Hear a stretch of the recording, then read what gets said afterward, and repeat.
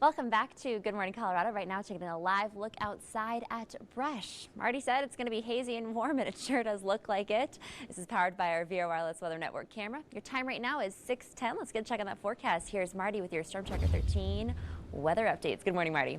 Hey, good morning, Kershaw. Good morning, everybody. It's a quiet start to the day. Still pretty dark, as seen from American Furniture Warehouse this morning at I-25 in Fillmore.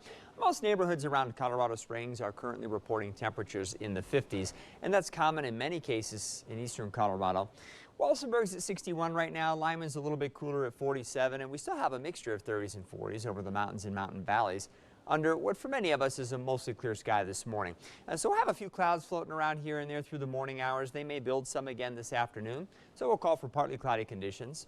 Futurecast again is trying to show a little green on the map here and there, but like yesterday, anything that's trying to develop in the sky is doing so over some very dry air underneath, and so our chances for any decent rainfall are pretty much nil. But we could have a few sprinkles somewhere, especially over the mountains. Now, yesterday we had some wind gusts over 30 miles an hour across the eastern plains. Looks like that'll be much lighter for you today. We'll still have some breezy pockets through the afternoon, but I don't think we'll have that real gusty wind that we had, at least for some of you, during the afternoon hours yesterday. High temperatures real similar to what we had Saturday afternoon, 80s to lower 90s in much of eastern Colorado. 60s and 70s should do it up across the mountains and mountain valleys.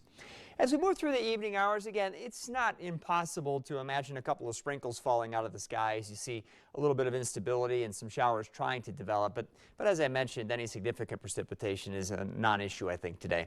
And those clouds will generally start to break up after the sun goes down tonight and we lose a little bit of the heating. So when you wake up tomorrow morning, like this morning, should be probably mostly clear to perhaps partly cloudy in a few spots. We'll cool back into the 50s at lower elevations in eastern Colorado with generally 30s and 40s over the mountains and mountain valleys, as that air up there looks to be pretty dry. Again, still waiting for some of our cameras that are functioning in infrared mode this morning to flip over to color. I think you can see there, as viewed from our wire nut camera up on Cheyenne Mountain, infrared or not, that the sky looks pretty darn clear out there this morning. And actually, it looks a little bit better on the haze front, too. Hard to tell right now in the low lighting, but usually you can see that a little bit more when it's really, really bad.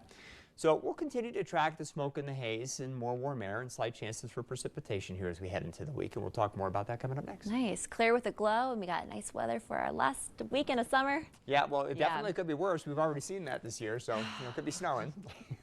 Fair enough, fair enough. You know, who knows? It'll be back soon. We all know it will be. Alrighty, thanks, Marty.